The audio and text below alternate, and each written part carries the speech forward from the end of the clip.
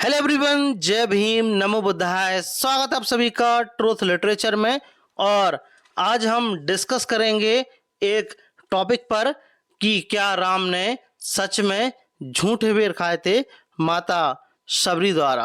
तो कुछ दिन पहले भारत की पहली राष्ट्रपति आदिवासी महामहिम श्रीमती द्रौपदी मुर्मू द्वारा अयोध्या में राम मंदिर के दर्शन करने पहुंची, जिनकी जानकारी उन्होंने ट्विटर के माध्यम से मतलब एक्स के माध्यम से उन्होंने साझा की।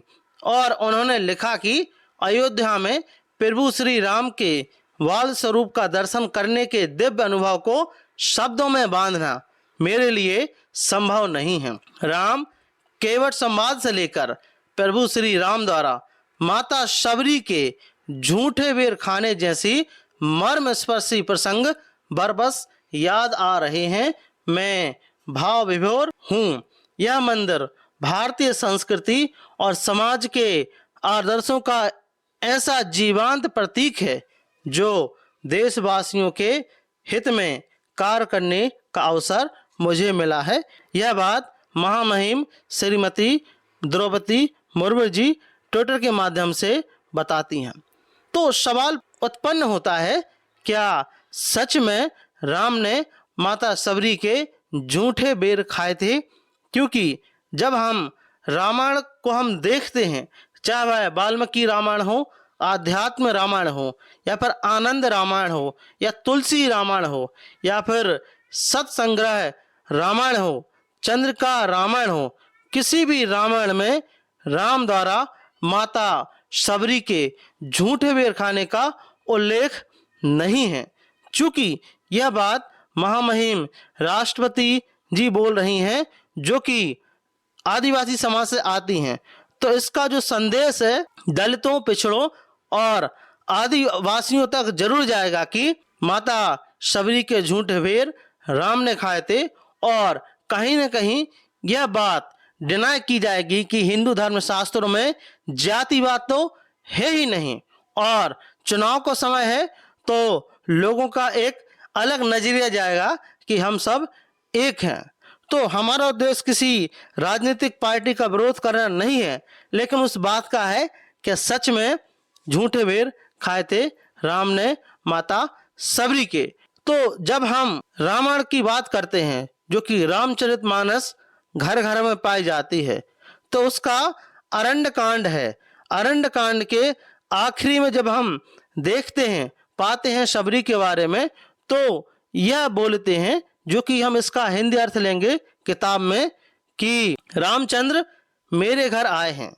यह देखकर शबरी को मतंग मुनि के राम दर्शन संबंधी वचन स्मरण हुआ है। कमल समान नेत्र, विशाल भुजाएं, सिर पर जटाओं के मुकुट और गले में वनमाला धारण किए हैं। उन सांवले और गोरे देखकर शबरी उनके चरणों में लिपट गई। वह प्रेम में ऐसी मग्न हुई कि उसके मुख से कोई वचन नहीं निकला। उसने बार बार चरण कमलों में ही सिर नवाया, फिर जल लेकर आदर्शपूर्ण दोनों के चरण धोए और उन्हें सुंदर आसनों पर बैठाया। शबरी ने बहुत रसीले कंदमूल और फल लाकर रामचंद्र जी को दिए। उन्होंने उन्हें स्वाद बखान कर प्रेम से खाया। अब यहाँ झूठे बेर देने या खाने का संकेत तक भी नहीं है। कंदमूल और फल आदि किसी भी जाति के लोगों से लेने पर किसी भी हिंदू धर्म शास्त्र में कोई पाबंदी नहीं है। अतः राम ने शबरी के कंदमूल और फल खाकर किसी भी तरह ना धर्मशास्त्र विरोधी कार्य किया और ना क्रांतिकारी कार्य किया। यह रामचरितमानस के अरण्य कांड में आप लोग देख सकते हैं। और जब हम वाल्मीकि रामायण की बात करते हैं, जो कि बोलते हैं कि वाल्मीकि ने सबसे पहले रामायण लिखी संस्कृत में, तो उन्होंने, जब हम वाल्मीकि रामायण में 74वां सर्ग जो कि अरण्य कांड को जब हम खोलते हैं और इसमें जब हम शबरी के बारे में पढ़ते हैं तो लिखते हैं कि शबरी सिद्ध तपस्विनी थी।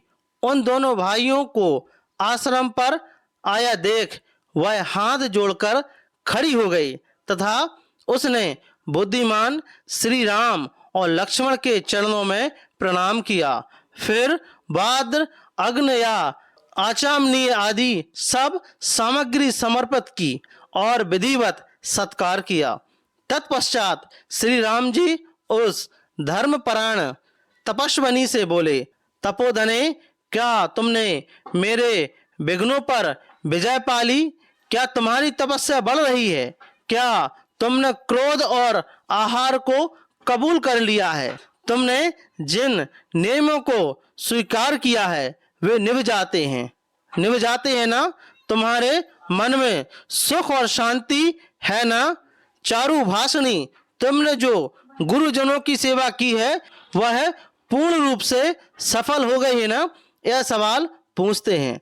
श्री रामचंद्र जी इस प्रकार पूछने पर वह सिद्ध तपस्विनी बूढ़ी शबरी जो सिद्धों के द्वारा सम्मानित थी, उसने सामने खड़े होकर बोली, रघुकर नंदन, आज आपका दर्शन मिलने से मुझे अपनी तपस्या में सिद्धि प्राप्त हुई। आज मेरा जन्म सफल हुआ और गुरुजनों की उत्तम पूजा भी सार्थक हो गई। पुरुष प्रवर श्री राम, आप देवेश्वर का यहाँ सत्कार हुआ है, इससे मेरी तपस्या सफल हो गई है और अब मुझे आपके दिव्य धाम की प्राप्ति होगी। तो यह बात वाल्मीकि रामायण में लिखी गई है और इसमें कहीं भी राम द्वारा शबरी के झूठे वेर खाने का उल्लेख नहीं है। ऐसी वस्तु स्थिति होने पर जो लोग ये कहते हैं कि हिंदू धर्म में हरिजनों के प्रति समानता, प्रेम और मानवता का व्यवहार है, वे या तो धर्म ग्रंथों को बिना पढ़े ऐसा कहते हैं या हरिजनों को सदा के लिए शूद्र चौथे दर्जे के नागरिक बनाए रखना चाहते हैं, या उनमें इतना साहस नहीं है कि वे अपने धर्म ग्रंथों के मानवता के प्रतिकूल आदेशों को खुले तौर पर नकार सकें। ऐसे धर्म ग्रंथों के प्रमेय आदेशों के कारण शताब्दियों से शूद्र धर्म परिवर्तन करते आ रहे हैं। 1956 में डॉक्टर भीमराव अंबेडकर ने असंख्य अनुयायियों के साथ बौद्ध धर्म अपनाया और कहा, मैं हिंदू धर्म रूपी नरक से छूट गया हूं। तो यह बात डॉक्टर अंबेडकर ने भी लिखी है। तो हमने इस वीडियो के माध्यम से हमने जानने का प्रयास किया कि क्या राम ने माता शबरी के झूठे वेर खाए थे, जो कि सरासर गलत है, भ्रामक प्रचार है। ऐसा कहीं भी धर्मों में नहीं लिखा गया है, बल्कि उनके खिलाफ गलत से गलत बातें लिखी गई हैं, जो कि हमने पिछले वीडियोस में हमने काफ़ी बार डिस्कस किया है। तो आपका इस टॉपिक के बारे में क्या मानना है, कृपया हमें कमेंट बॉक्स में ज़रूर बताएं। और यदि आप ट्रूथ लिटरेचर पर नए हो तो इसको सब्सक्राइब जरूर करें, साथ ही साथ हमारी वीडियोस को शेयर जरूर करें। जय भीम, जय भारत।